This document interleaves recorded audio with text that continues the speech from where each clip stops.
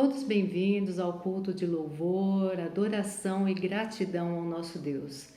Este mês é um mês especial, nós estamos no início do mês de abril e é um mês onde nós comemoramos a Páscoa. E esse é um motivo de muita alegria porque nós comemoramos a morte e ressurreição de Jesus, que veio para nos salvar, livrar dos nossos pecados e nos dar a salvação eterna. Então é um momento de muita alegria e nós devemos render a Ele toda a honra, todo o louvor e toda a gratidão que sejam dadas a Ele. Irmãos, para darmos início ao nosso culto, nós faremos a leitura do Salmo 118, dos versículos 24 a 29. Façamos a leitura. Este é o dia que o Senhor fez. Regozijemo-nos e alegremo-nos nele. Ó, salva-nos, Senhor, nós te pedimos. Ó Senhor, concede-nos prosperidade. Bendito é o que vem em nome do Senhor. Da casa do Senhor nós os abençoamos. O Senhor é Deus, e Ele fez resplandecer sobre nós a sua luz. Juntem-se ao cortejo festivo, levando ramos até as pontas do altar. Tu és o meu Deus, graças te darei. Ó meu Deus, eu te exaltarei.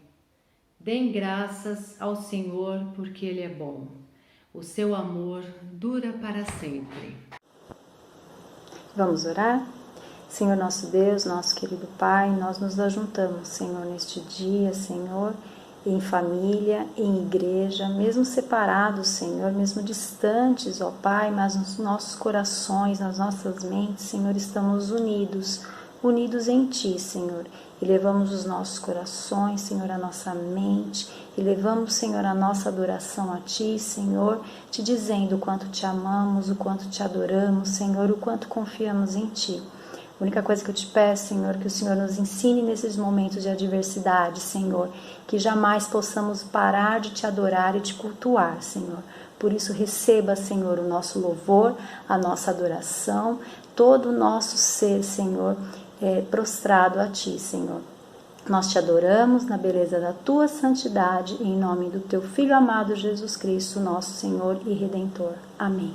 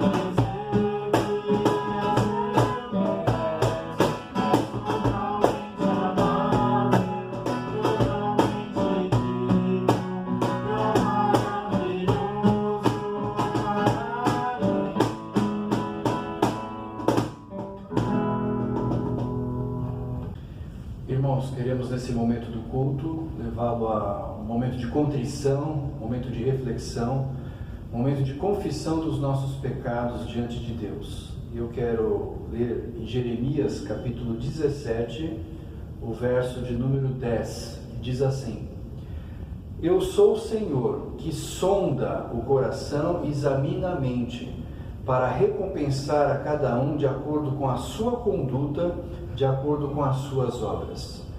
O texto nos convida a sermos sondados por Deus. Deus nos visita de um modo especial para nos dar a condição de entender a nossa vida espiritual, a nossa vida diante dos outros, a nossa vida diante de Deus principalmente, e possamos assim buscar nele o refúgio bem presente através da confissão. Isso nos leva a uma conduta de arrependimento, e este arrependimento diante de Deus traz de um modo muito claro a misericórdia do Senhor sendo derramada através do perdão que Ele nos fornece. Eu quero convidá-lo então a um momento de oração silenciosa diante do Senhor, pedindo que o Senhor venha sondar os nossos corações, e logo em seguida eu vou fazer uma oração de confissão de pecados.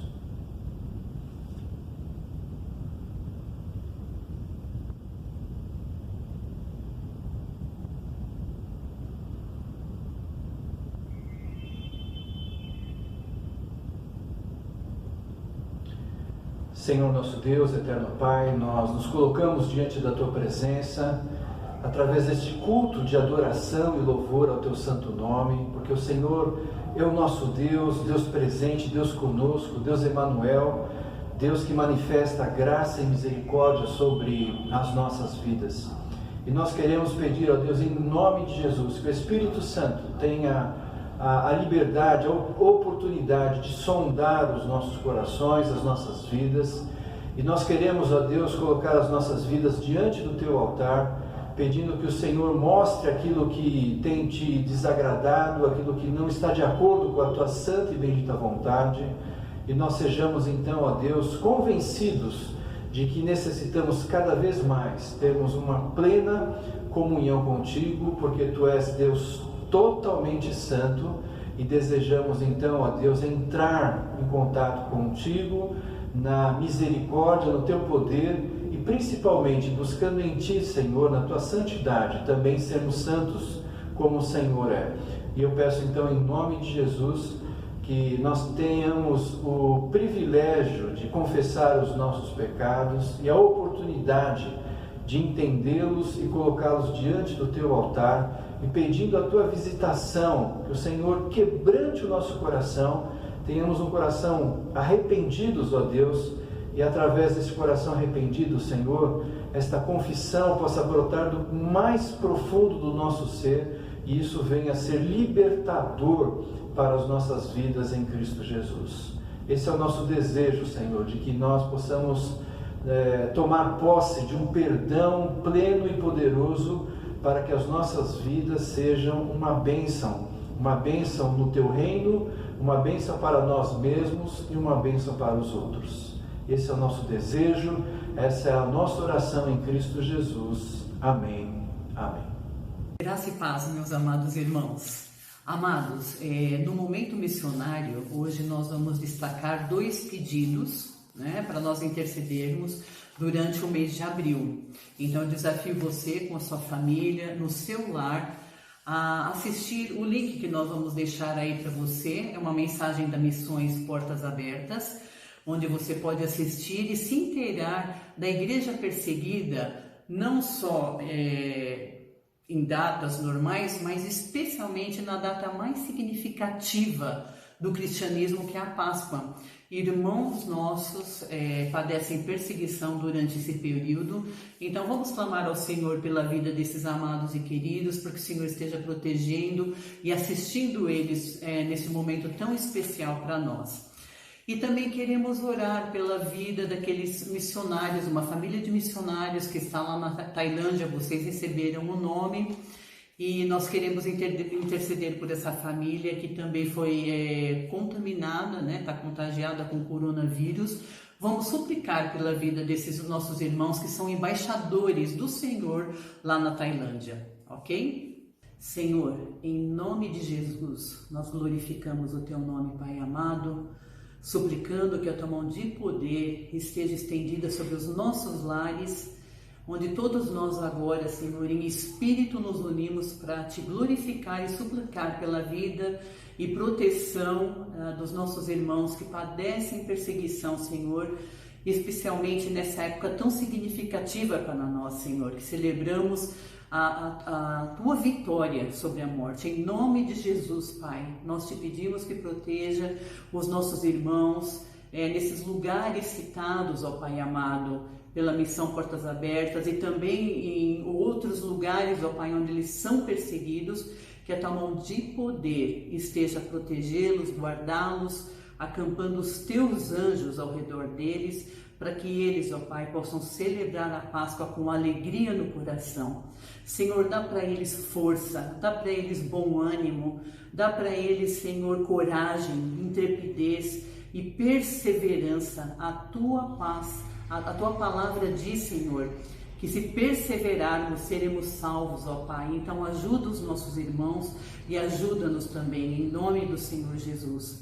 E Pai, em nome de Jesus, eu também quero suplicar pela vida daquela família, do missionário, Senhor, o Dene, a Raquel, as 3 filhas que estão, Senhor, com coronavírus. Em nome de Jesus, põe a Tua mão sobre os Teus servos, Pai, curando eles, tratando deles, que a vida deles, ó Pai, tenha vitória sobre essa doença, porque a Tua mão de poder está agindo, e que eles continuem, Senhor, sendo esses embaixadores do Teu reino lá na Tailândia, Senhor. Isso seja testemunho para a vida de muitos. Abençoa os Teus servos, então, Pai. Aceita a nossa oração, aceita o nosso louvor. Nós rogamos e suplicamos em nome do Senhor Jesus. Amém. Irmãos, graça e paz. Eu gostaria de dar alguns avisos também para a vida de nossa igreja. Você tem acompanhado as notícias dessa situação crítica, aguda que nós temos vivido. Convido você a continuar intercedendo, clamando ao Senhor, pedindo ao Senhor que nos liberte, que traga cura e restauração de um grau de normalidade para a vida não somente da igreja, mas para a vida social, para a vida econômica também, não só do nosso país, mas do mundo inteiro, assim, isso seja bênção para a caminhada cristã e a caminhada de nossa igreja. Alguns avisos que nós queremos que você tome conhecimento. Então, dentro desse quadro, se a quarentena terminar realmente dia 7, terça-feira, nós vamos ter o culto de Páscoa no dia 12, domingo dia 12, às 10 da manhã, aos irmãos que puderem vir, que se sentem tranquilos e na possibilidade de estar aqui. Se caso você não puder e não entender que não deve vir, nós entendemos claramente que você também pode se resguardar e cuidar da sua saúde o melhor possível. Mas se for possível, nós desejamos ter o culto de Páscoa, que é um momento extremamente especial e celebrativo para a vida de nossa igreja. Outro aviso que nós queremos colocar é que o conselho esteve reunido e nós tratamos então de dividir a igreja entre os presbíteros, de modo que as famílias sejam assistidas, sejam cuidadas, possam receber informações inclusive do conselho e da dinâmica e da necessidade também da vida de nossa igreja. Então, essa realidade em breve vai estar presente na sua vida. O presbítero responsável por você ou por sua família vai entrar em contato com você para que então nós possamos formar essa rede de cuidado, essa rede de informação, essa rede também de atendimento às necessidades da vida de nossa igreja. Além do conselho fazendo isso, o pastor já tem feito pastorais virtuais, através de videochamadas ou só pelo telefone mesmo, por ligação de celular. Então eu quero me colocar à disposição e tenho feito essas ligações, mas se você tiver a necessidade de querer que eu ore com você, faça um aconselhamento ou uma palavra de cuidado e de bênção na sua vida, por favor, mande uma mensagem no meu celular pessoal e eu vou então agendar com você para que façamos esse contato o mais brevemente possível. Nós estamos trabalhando então nessas 3 dimensões: o pastor, o conselho e também a diaconia, né? O MASD, responsável de verificar as necessidades, e dentro do contexto que nós estamos vivendo, pode acontecer situações mais difíceis, mais críticas, por isso não tenha dificuldade de acionar um desses 3 roteiros de nossa igreja, tanto o pastor como os presbíteros e o conselho e a mesa diaconal, o MASD, você pode acionar e ter um contato daquilo que é necessário para a sua vida. Nós queremos que os membros de Paulo Silas se sintam amplamente assistidos. Sabemos que é um momento difícil também de ficar isolado, então nós queremos estimular que, independente dessa atividade da própria igreja, da liderança da igreja, você também tenha a oportunidade, a dinâmica e a iniciativa de fazer ligações entre outros irmãos, de modo que você possa conversar, possa ter um momento sadio, de bênção, de troca de experiências, de informações, e também orar juntos, pedindo que o Senhor abençoe, uma ministração da palavra de Deus uns aos outros. Isso tudo pode ser muito espontâneo e eu creio que nós queremos incentivar que essa atividade também aconteça na vida de nossa igreja. Então, mediante esses avisos, eu peço que você continue a orar por nossa igreja, orar por nossas famílias, orar por toda essa situação que estamos vivendo e pedindo que o Senhor tenha misericórdia e traga vida e salvação para toda essa realidade. Irmãos, mais um aviso que nós queremos dar também é que nós temos 2 grupos WhatsApp na vida de nossa igreja, né? Paulo Silas informa que são para os membros da igreja, do qual você faz parte, e nós temos um outro grupo que é Amigos de Paulo Silas. São pessoas que são simpatizantes, ou membros que passaram por aqui e continuam tendo informações, ou visitantes e pessoas que são conhecidas de alguém da igreja e quer fazer parte desse grupo e receber as informações nesse grupo Amigos de Paulo Silas. Nesse grupo Amigos de Paulo Silas tem aparecido uma quantidade de informações semelhantes ao nosso grupo Paulo Silas.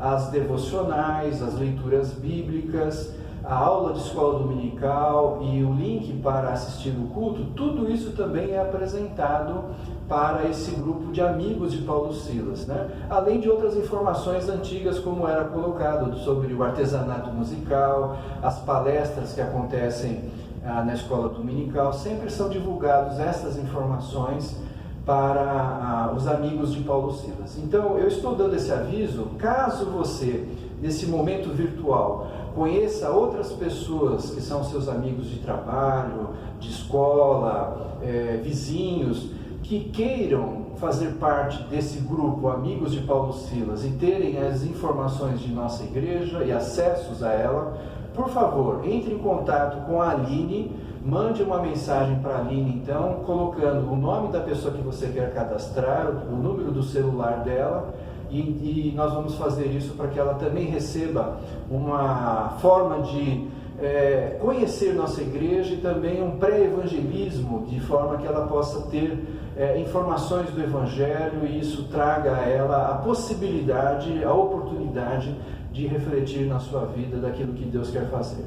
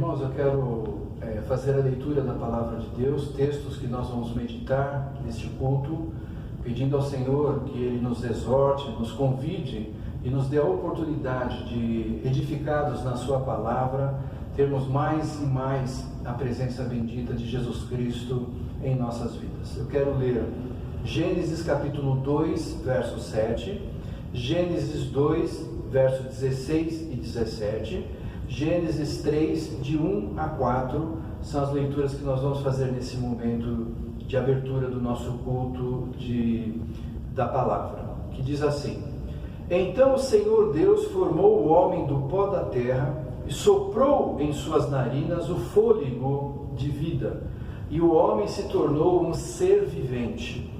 E o Senhor Deus ordenou ao homem: coma livremente de qualquer árvore do jardim, mas não coma da árvore do conhecimento do bem e do mal, porque no dia em que dela comer, certamente você morrerá.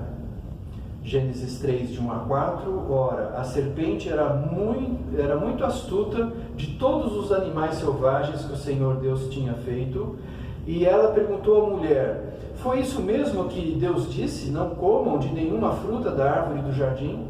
Respondeu a mulher à serpente: podemos comer do fruto das árvores do jardim, mas Deus disse: não comam do fruto da árvore que está no meio do jardim, nem toquem nele, do contrário, vocês morrerão.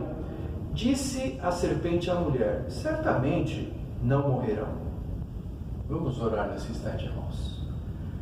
Senhor, nós queremos que o meditar do nosso coração seja agradável a Ti, que a Tua palavra seja sempre fonte de vida, fonte de sabedoria, discernimento, para que mesmo em meio a essa crise que nós estamos vivendo, ó Deus, a Tua palavra possa prevalecer e ser fonte de edificação, trazendo saúde espiritual, trazendo sanidade às nossas vidas. Que o Teu poder, Senhor, possa usar sempre do Teu Santo Espírito para cuidar de nós. Eu quero interceder, ó Deus, pela vida dos meus irmãos, pela vida desta nação, da situação que nós estamos vivendo em nosso Brasil.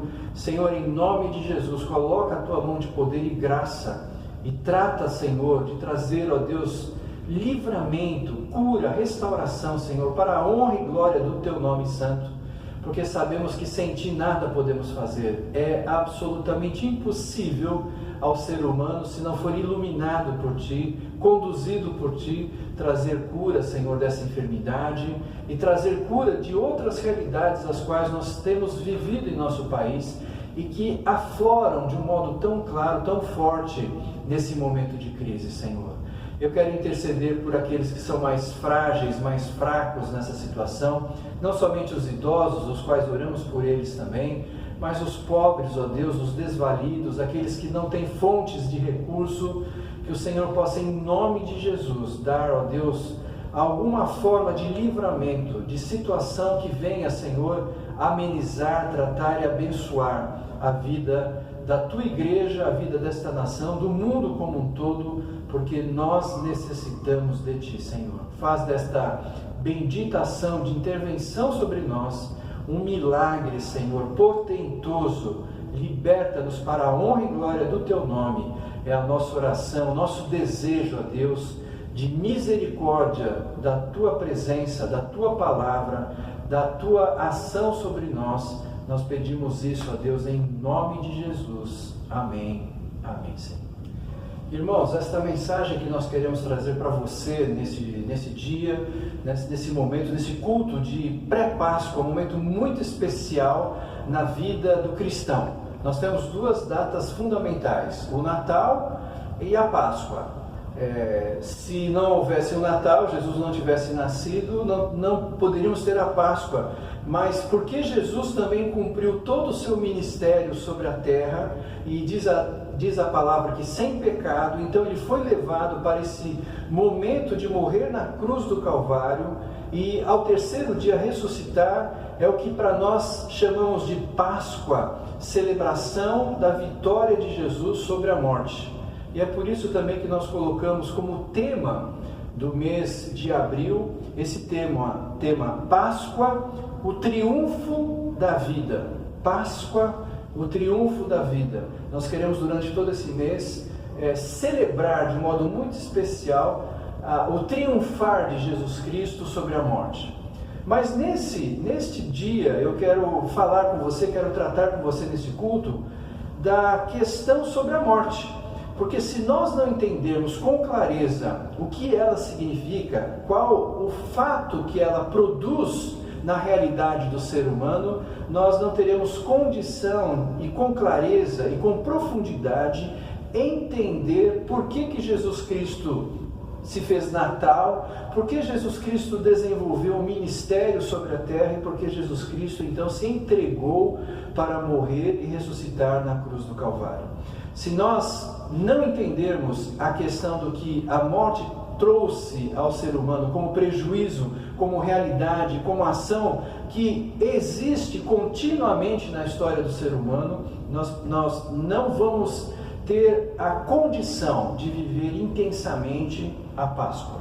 Desejo então que você possa compreender a dinâmica e a dimensão da realidade que a morte trouxe à humanidade. É um fato que muda toda a realidade espiritual, toda a realidade física, toda a realidade do ser, da existência, passam a existir em relação entre a vida e a morte. E eu quero comentar com você quando que isso acontece então. Por que acontece? Onde que a Bíblia fala da morte? E é interessante que no texto que nós lemos em Gênesis, nessa narrativa poética, numa visão de colocar de um modo poético a relação amorosa, bendita, a relação profunda e íntima que Deus tinha com a criação, os fatos criados, as coisas criadas e de um modo muito especial com o homem e com a mulher. E diz o texto então que temos esta narrativa poética onde é a primeira vez que é citado dentro dessa criação a questão sobre a morte. E como que é citado? Diz o texto que Deus anuncia a Adão e Eva para que não comam do fruto que era proibido entre o bem e o mal, para que não comessem desse fruto, porque se eles comessem, eles morreriam. Essa é a primeira citação que nós temos dessa perspectiva. E antes, o texto que nós lemos fala que Adão foi criado do pó da terra, e diz que ele passa a ser um ser, ele passa a ser Adão, ele passa a receber o nome de Adão, quando ele recebe o sopro de vida de Deus. Então, quando Deus sopra o sopro de vida em Adão, ele não é mais um pedaço de terra, mas ele passa a ser um ser vivente, um ser que tem a mesma imagem e semelhança de Deus, portanto tem seu corpo, tem sua alma, tem seu espírito, e tem então a condição de entender a realidade de o que é ser vivo e do que é a morte. A orientação e a exortação de Deus para Adão e Eva é para que eles não experimentassem da morte através daquele fruto. Mas diz o texto que Satanás aparece através daquela serpente anunciada no Gênesis, e ela questiona: por que vocês não podem ser iguais a Deus? Vocês podem ser iguais a Deus, ter o conhecimento do bem e do mal, vocês podem fazer isso. E Eva mesmo diz: mas o Deus falou que se nós comermos, nós morreremos. E a serpente então diz: não, vocês não vão morrer.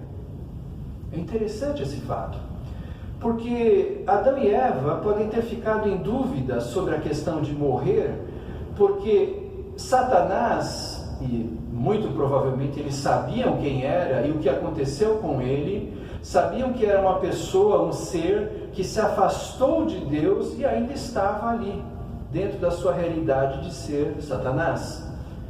Então, podemos também comer do fruto, porque não vamos deixar de existir ou morrer da maneira como talvez nós estamos entendendo, mas diz que a serpente diz: não, vocês não vão morrer. Foi uma forma da mentira, o pai da mentira, introduzir um conceito de morte errado na compreensão de Adão e Eva, e isso trouxe consequências severas, terríveis, destruiu uma série de questões que nós vamos verificar que são fundamentais como cristãos que nós entendamos. Quando Deus diz a Adão e Eva que eles não devem comer do fruto proibido, do fruto do bem e do mal, é interessante que na língua hebraica há uma dupla colocação da mesma palavra, morrendo morrerás, morrendo morrerás. Parece que é uma duplicação, parece que é algo que está sendo exortado a mais, mas nós temos que entender que Deus já estava deixando claro que ao morrer espiritualmente, também o homem fisicamente morreria. E essa é uma consequência que ambas as coisas estão relacionadas. Eu estou com a minha vida física, humana, mas a minha vida espiritual está morta em meus delitos e pecados, conforme diz Paulo em Romanos. O salário do pecado é a morte, ou seja, a consequência do pecado é a morte. E, portanto, quando eu tenho essa noção clara do que o pecado traz, eu sei que a morte é algo extremamente destrutivo, porque Deus assim o disse. A consequência, então, irmãos, da morte traz coisas terríveis à humanidade, a cada um de nós. Há um texto, que é muito dito por filósofos e também pelas pessoas comuns em ditados, que diz que a única coisa que nós temos certeza de nossa existência é que um dia nós vamos morrer. E isso é uma realidade. Nós nascemos mortos nesse sentido, no sentido espiritual. E isso que a humanidade não entende, não compreende, que o pecado trouxe uma total separação entre Deus e os homens. Há uma total separação, uma quebra, uma ruptura de relacionamento. E isso foi destrutivo, porque estar longe de Deus, estar na ausência de Deus é a condição de morte. A morte é a ausência de Deus. Isso trouxe consequências, um cataclisma em toda a realidade, na relação entre o homem e Deus, na relação entre o homem e a mulher, a relação entre a humanidade e a natureza, a relação como um todo foi destruída, e isso faz com que nós tenhamos consequências profundas e difíceis a serem enfrentadas. E é isso que nós, quando estamos prestes a celebrar a Páscoa, devemos lembrar com intensidade o que a morte trouxe como consequência por causa do nosso pecado. E essa é uma realidade que nós precisamos entender também como cristãos. O quanto estamos afastados de Deus ou não, o quanto nós estamos vivendo uma realidade de afastamento e não de intimidade, de conduta e de realidade diante de Deus, e como nós precisamos verdadeiramente apresentar o Evangelho para os outros, para que eles tenham a clareza de que em determinado momento o homem se rompeu na sua estrutura de vida. Aquele fôlego de vida que ele recebeu de Deus não mais tem significado espiritual, porque ele se perdeu através do pecado. Essa situação é algo extremamente grave no texto que nós citamos em Romanos 6, 23, quando fala que o salário do pecado é a morte. A consequência do pecado é a morte, quer dizer que o pecado não ficou em vão. O pecado não ficou inerte, não ficou isento de realidades. Trouxe realidades terríveis. Uma delas, a primeira coisa que aconteceu é que Deus é totalmente santo. Deus não convive com o pecado. Deus não aceita a condição de pecado. A sua santidade é totalmente outro. Ele não tem relação com o pecado. E por isso, naturalmente, diz o texto que Deus teve que colocar o homem e a mulher para fora do jardim do Éden, para fora de comerem o fruto da vida eterna, porque não poderiam comer o fruto da vida eterna em pecado. Não poderiam viver em santidade sem santidade. Não poderiam viver sem Deus, porque somente através de Deus, Ele que é a fonte doadora de vida. Jesus e outros textos dos profetas falam claramente dessas relações espirituais. Quando fala que Jesus é a videira e nós somos os ramos, e os ramos aonde não flui vida devem ser cortados porque não estão fluindo vida. Assim nós temos que entender a relação do pecado em nossas vidas, de que quando nós não estamos frutificando, nós não estamos exercendo uma ação plena, bíblica, correta da vida cristã, nós estamos numa realidade de pecado. A Bíblia não diz que há pecado, pecadinho, pecadão. O que a Bíblia diz é as consequências do pecado em nossa vida. As consequências da falta de relacionamento com Deus. As consequências de quando nós quebramos toda esta realidade de domínio de Deus sobre a nossa vida, e a partir da falta do domínio de Deus em nós por causa do pecado, nós somos dominados então pela força do maligno. Satanás toma conta então de uma realidade que ele toma posse por causa do pecado humano. O mundo jaz no maligno, o mundo vive dias tenebrosos, o mundo, diz a Bíblia, vive questões de ser dominado por ações satânicas. A nossa luta não é contra a carne e o sangue, mas contra potestades e forças malignas que estão em toda a realidade desse mundo, e portanto nós precisamos entender que as consequências que a morte trouxe são extremamente terríveis.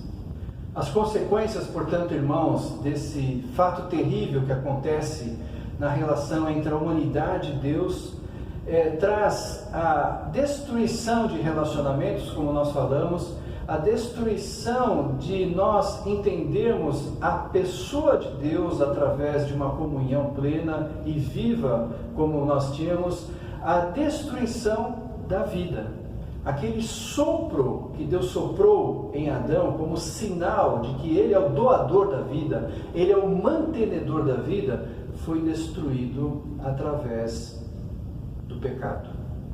Mas a consequência mais terrível que nós temos, irmãos, é que esse sopro de vida que Deus sopra é o Espírito que Ele coloca em nós. E esse Espírito que Deus criou é um Espírito indestrutível. Ele não vai ser aniquilado, vai ser destruído. Diz a Bíblia que nós temos duas situações: ou a vida eterna e a presença de Deus, e novamente nós seremos conectados a Deus como aquele que suprime, que dá, que fornece, que nos dá a condição de vida em comunhão com Ele, uma comunhão plena para a eternidade, ou nós estaremos numa condição de afastamento e de separação eterna de Deus, e que diz o texto bíblico que esse lugar, essa estrutura, essa situação traz grande prejuízo, grande dor, grande tristeza. E nós, como cristãos, temos que verificar como é preciosa a Páscoa, como é fundamental nós vivermos intensamente a Páscoa, e como é extremamente fundamental pregar a Páscoa, para que as pessoas entendam que há um plano de Deus de redenção, de salvação, de religar, de dar condição à humanidade novamente de comunhão plena com Deus. Isso é um fato muito marcante. Hoje em dia, a morte está banalizada. Existem tantas mortes e a gente tem tantos meios e canais de comunicação que você recebe informação: morreu tantas pessoas lá na Espanha, logo em seguida tantas pessoas em Portugal, tantas pessoas na Itália, e assim, houve um acidente, houve aquilo. Nós começamos a nem mais conseguir processar toda a realidade do que a morte tem produzido. Talvez isso fique um pouco mais claro para nós quando uma pessoa, um ente querido, uma pessoa próxima de nós, da qual nós amamos, temos interesse, temos comunhão, temos relacionamento, ela parte. Esse rompimento da vida é tão desastroso, tão terrível, tão doloroso, que nós percebemos que a própria Bíblia não se exime disso, de chorar, de saber da tristeza da perda, como o próprio Cristo chorou, né? Nós temos um momento que Jesus chora quando ele avista Jerusalém, mas nós também temos um momento que Jesus chora quando o seu amigo faleceu, e ele então vai visitar aquela família, mas ele está lamentando como a consequência da realidade, da separação, da perda que aconteceu naquele momento de morte. Por isso, nós temos que verificar o quanto isso é fundamental e importante para nós. Por isso, irmãos, nós temos na cultura, na história, na caminhada da humanidade, esse conceito de morte que, primeiro, é uma estrutura que o próprio Satanás tenta, como ele fez com Adão e Eva e conseguiu. Ele também tenta passar a noção de que a morte é algo natural. Todos nós vamos morrer, você já deve ter ouvido isso. Isso é assim mesmo, acontece porque era para acontecer. Nós temos um ciclo de vida, a gente nasce, cresce e morre. Né? Você já ouviu isso várias vezes na sua vida. E isso é um fato, inclusive, na história humana. Né? E hoje, atualmente, com o ateísmo e outras culturas ideológicas que pregam assim, não, você vai morrer e você vai terminar, não tem mais lembrança, não tem vida eterna, não tem mais nada. Você vai terminar. E isso gera exatamente uma conduta de hedonismo, de culto a si próprio, ou melhor, aproveitar a vida enquanto tem, porque eu vou aproveitar a vida ao máximo, porque quando eu morrer vai acabar tudo, não tem mais nada. E esse é o conceito de morte que é passado para nós hoje na atualidade. É muito comum você ver pessoas morrerem por causa de um selfie. Eu quero ter um período de fama na minha vida, mas que leva à morte. Eu quero quebrar um recorde, porque eu vou transformar isso num momento de sucesso, de fama. Então, o que é mais importante são fatos fugidios, fatos que passam, mas que parecem que vão dar valor à minha existência, à minha vida, mais do que um entendimento do que vem depois, que é a morte, o que é a consequência da pós-morte. Essa é uma realidade que o mundo vive. As ideologias, estruturas de pensamento querem banalizar a morte nesse sentido. Mas se nós olharmos para a história humana, você vai verificar que nessa caminhada, desde o primeiro registro que o ser humano fez um ato religioso, é comprovado que esse ato religioso foi feito num funeral. Se você olhar todas as culturas humanas, se você estudar um pouco de antropologia, você vai verificar que todas as culturas têm estruturas de ritos, de atos litúrgicos para o momento de morte. A pessoa não simplesmente morreu e você fala, morreu, então deixa ela aí no chão e continua a sua vida. Não. A história humana conta que as pessoas têm uma perda, têm uma ausência, há um questionamento do humano, mas a vida não pode ser só isso, não pode terminar aqui, não pode ser só esse ciclo de vida, não pode ser algo tão fugitivo e que passa por nós. Mas essa estrutura de pensamento vem marcando dentro da antropologia, da história humana, toda essa realidade. Se você olhar para as várias culturas, para as várias áreas do mundo, você vai perceber que sempre a morte teve um fato marcante. Se você olhar para os egípcios, por exemplo, você vai ver que a história dos faraós, a estrutura econômica, a estrutura daquela civilização era montada em cima da morte do faraó, da passagem dele para a eternidade. E tudo isso era construído, então aquelas pirâmides, aqueles sarcófagos, aquelas lembranças que ele deveria levar junto para a vida eterna, eram preparadas durante décadas, durante um período longo. E isso mostra o quanto o ser humano é marcado pela realidade entre a vida e a morte. E isso é fundamental para nós, porque nós sempre podemos falar de Cristo, porque Ele é esse fato que marca a vida e a morte.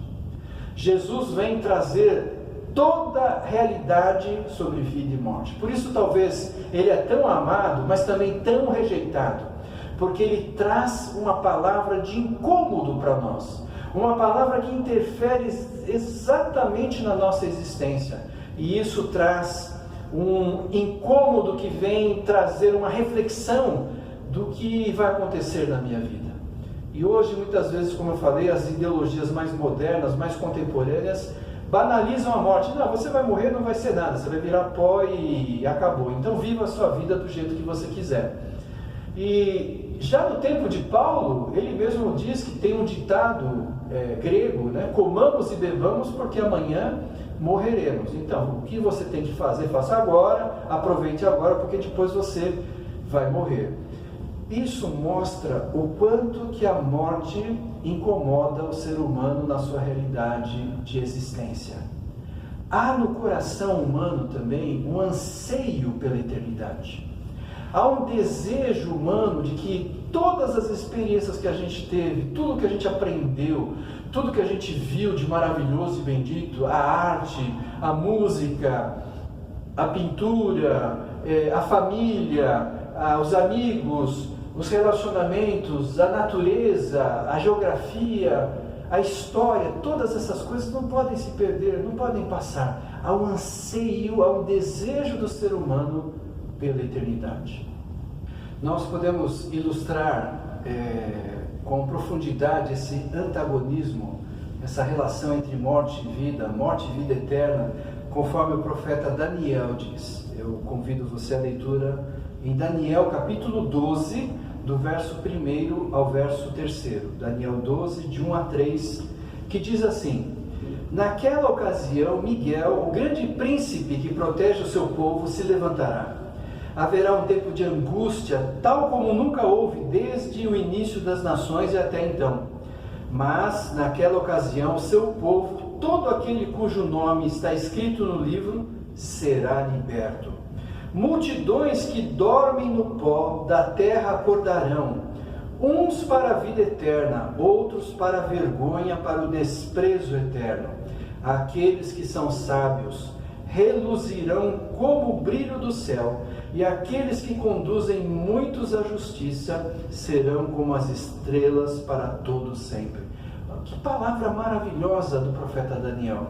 Ele está dizendo dos momentos finais da existência desse mundo, da história, da forma como nós a conhecemos, para entrar na história da eternidade. Diz o texto que todos irão ressuscitar, alguns para a vida eterna e outros para a vergonha, para o desprezo eterno.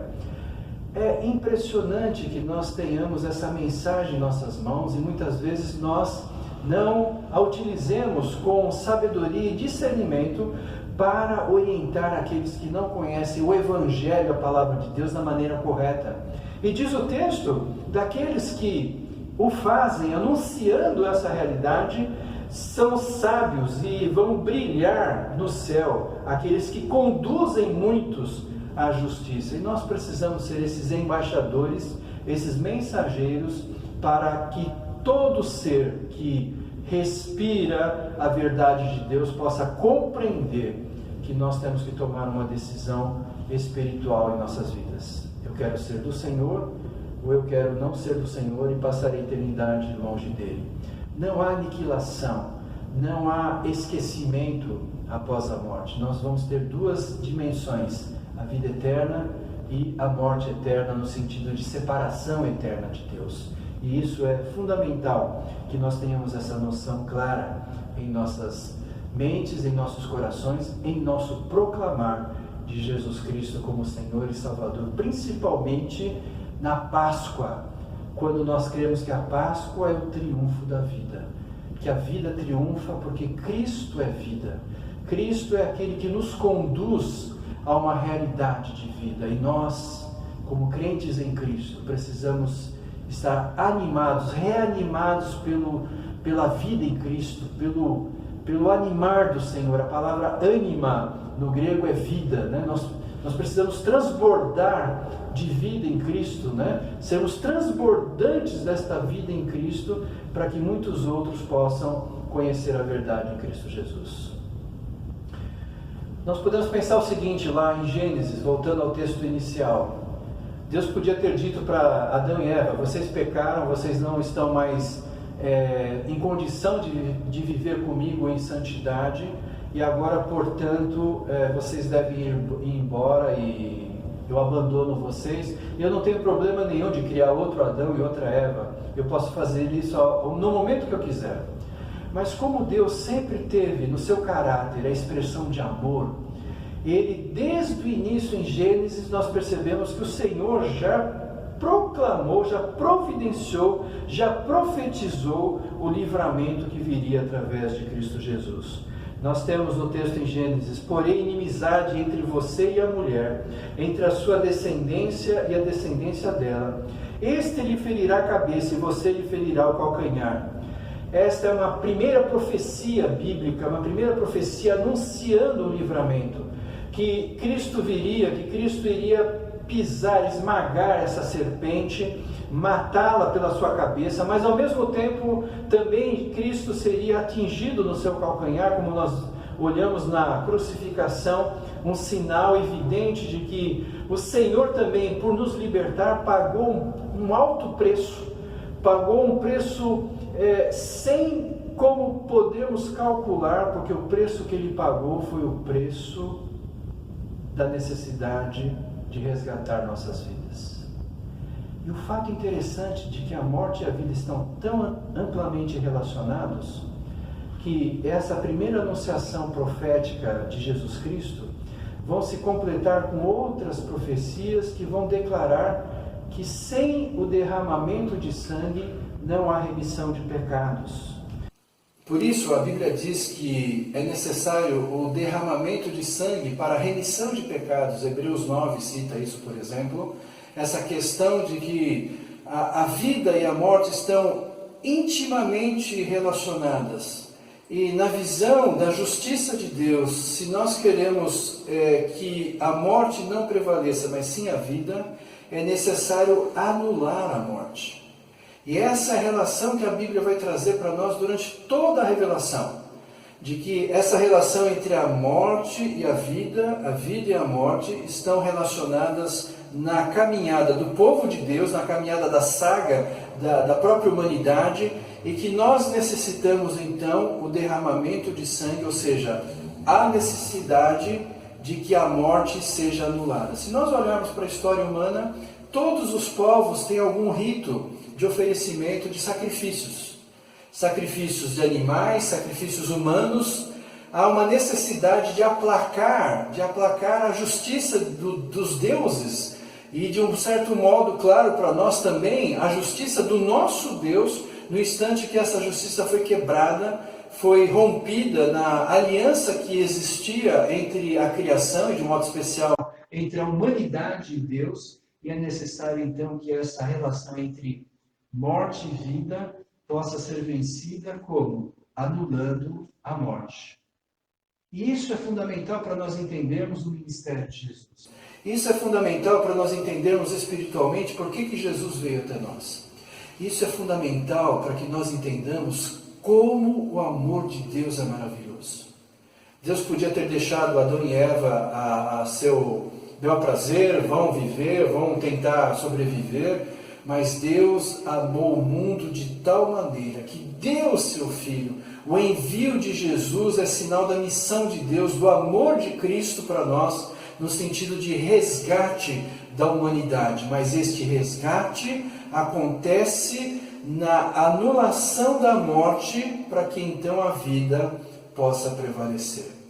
A Páscoa, irmãos, a celebração que nós vamos ter domingo que vem, da Páscoa do Senhor, é exatamente essa visão clara de que Jesus veio para aniquilar a morte, derrotar a morte, para que nós possamos então, novamente, ter a vida como privilégio e ela possa prevalecer sobre a morte, porque a morte foi vencida na cruz do Calvário. E eu quero encerrar essa mensagem com o texto de 1 Coríntios 15, do verso 52 a 58. 1 Coríntios 15, de 52 a 58. Texto de esperança, texto de renovo, texto que nos traz uma anunciação do Evangelho para as nossas vidas e que nós possamos vivê-la intensamente. O texto diz assim: no momento, no abrir e fechar de olhos, ao som da última trombeta, pois a trombeta soará, os mortos ressuscitarão incorruptíveis e nós seremos transformados. Pois é necessário que aquilo que é corruptível se revista de incorruptibilidade e aquilo que é mortal se revista de imortalidade. Quando, porém, o que é corruptível se revestir do incorruptível e o que é mortal de imortalidade, então se cumprirá a palavra que está escrita: a morte foi destruída pela vitória. Onde está, ó morte, a sua vitória? Onde está, ó morte, o seu aguilhão? O aguilhão da morte é o pecado, e a força do pecado é a lei. Mas graças a Deus, presta atenção, mas graças a Deus, que nos dá a vitória por meio de nosso Senhor Jesus Cristo. Portanto, meus amados irmãos, mantenham-se firmes e que nada os abale. Sejam sempre dedicados à obra do Senhor, pois vocês sabem que no Senhor o trabalho de vocês não será inútil. Que palavra linda de Deus para nós! Que palavra de renovo, que palavra de consolo. A morte é vencida ao triunfo da vida. Isso é Páscoa. Eu quero, meu irmão, que você se prepare de um modo muito espiritual, muito vivo, muito especial. Você possa meditar durante esta semana para que compreenda a grandeza de Deus, a grandeza do sacrifício de Cristo na cruz do Calvário, e que isso nos traga a dimensão da morte, mas a certeza de que tudo que ela causou e destruiu será aniquilado pelo poder de Deus. Glória ao Senhor. O texto fala de uma vibração de Paulo. Paulo vibra, fazendo uma pergunta: ô morte, onde está a sua vitória? Onde está a tua vitória? Porque Jesus Cristo prevaleceu, Jesus Cristo venceu, Jesus Cristo, o Senhor da vida, novamente nos concede vida e vida eterna. E ele ainda continua dizendo: onde está a morte, o teu aguilhão? Esse aguilhão, que era um espeto, como a gente conhece hoje para fazer churrasco, esse espeto era usado para machucar o boi. Esse aguilhão ele era espetado no boi para dirigir o boi. Então, através da dor, você direcionava o lado que o boi deveria andar. Assim a morte faz conosco. É esse aguilhão que vai nos machucando. Quando a gente perde pessoas, perde coisas, perde preciosidades em nossa vida. Quando a morte muitas vezes prevalece em questões da nossa vida, nós sentimos este aguilhão, este espeto nos espetando, nos machucando, nos ferindo. Assim diz o texto, e Paulo fala: onde está esse espeto que está te machucando? Porque agora a vida prevaleceu sobre a morte. E nós temos essa promessa bendita de Deus, essa vitória de Deus. Os ferimentos, as machucaduras, as destruições, as enfermidades, as realidades que são trazidas por esse mundo mau, por esse mundo contaminado pela morte, foram vencidos pelo poder de Jesus na cruz do Calvário. E eu desejo a você, meu amado irmão, a nossa igreja, a você que nos assiste, que você possa refletir profundamente na grandeza do amor de Deus, na grandeza do seu poder em ter a capacidade de anular, aniquilar a morte e nos dar vida e vida para sempre. Deus te abençoe e conceda à sua vida, ao seu coração, força, vibração, firmeza, como diz o texto em Coríntios. Portanto, meus amados irmãos, mantenham-se firmes. Mantenham-se firmes, porque a vida prevalece sobre a morte. Mantenham-se firmes, porque nós temos a verdadeira Páscoa. A Páscoa triunfa, sinal de vida.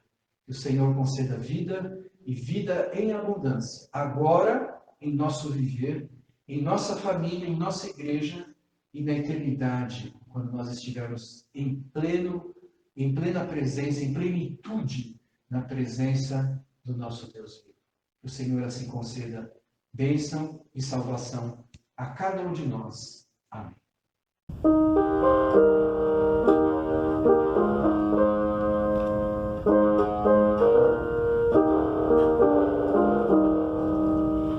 Livres do medo, já resgatados, Cristo morreu por nossos pecados. Na sua cruz o pacto se fez, fomos remidos de uma vez. Sim, de uma vez, amigo, acredita,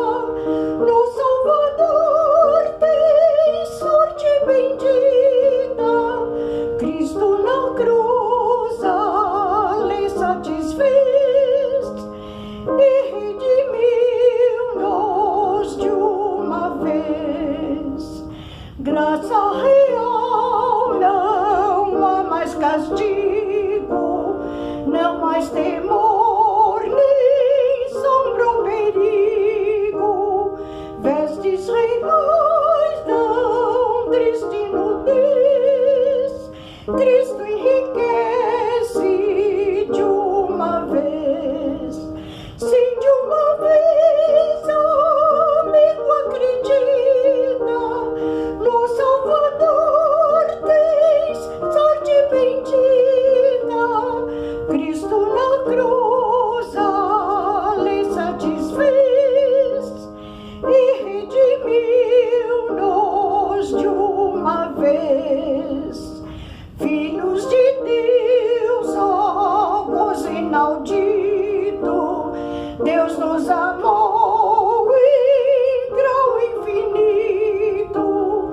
Nesta clemência não há dobrez, ó segurança de uma vez. Sim, de uma vez, amigo, acredita, no Salvador tens sorte bendita. Cristo na cruz a lei satisfez e redimiu-nos de uma vez. Vamos orar, irmãos, então, agradecendo a Deus pela oportunidade de refletir na palavra do Senhor. Pai amado, nós te louvamos e te bendizemos porque o Senhor é o Deus da vida. Porque Páscoa para nós tem um valor significativo tão profundo e belo de saber que o Deus da vida prevaleceu sobre a morte. Que o Senhor venceu a morte, anulou o poder da morte sobre nós.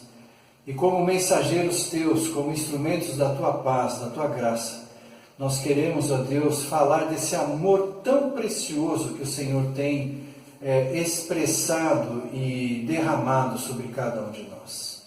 Nós te louvamos, ó Deus, não há palavras que nós possamos expressar tal a gratidão que temos, Senhor, de tudo que o Senhor já fez, está fazendo e há de fazer como o Senhor da vida sobre nós.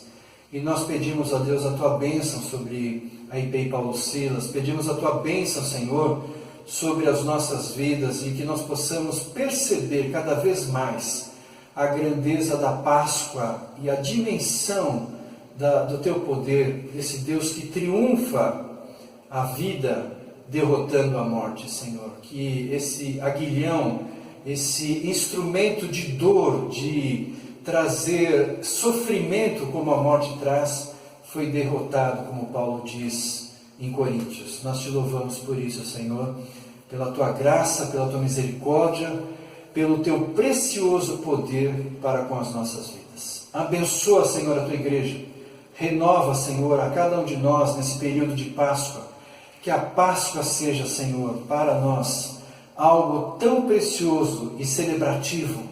E olhando para o autor e consumador da nossa fé, nós sintamos mais e mais o desejo do fluir da tua vida em nós e de sermos nós, ó Deus, instrumentos para que outras pessoas possam também terem vida e vida em plenitude, como nós temos o privilégio, a oportunidade de ter em Jesus Cristo. Que a paz de Deus, que excede todo entendimento, guarde o teu coração em Cristo Jesus. E que as bênçãos e as consolações do Espírito Santo estejam sobre você e sobre todo o povo de Deus, agora e para sempre. Amém. Amém.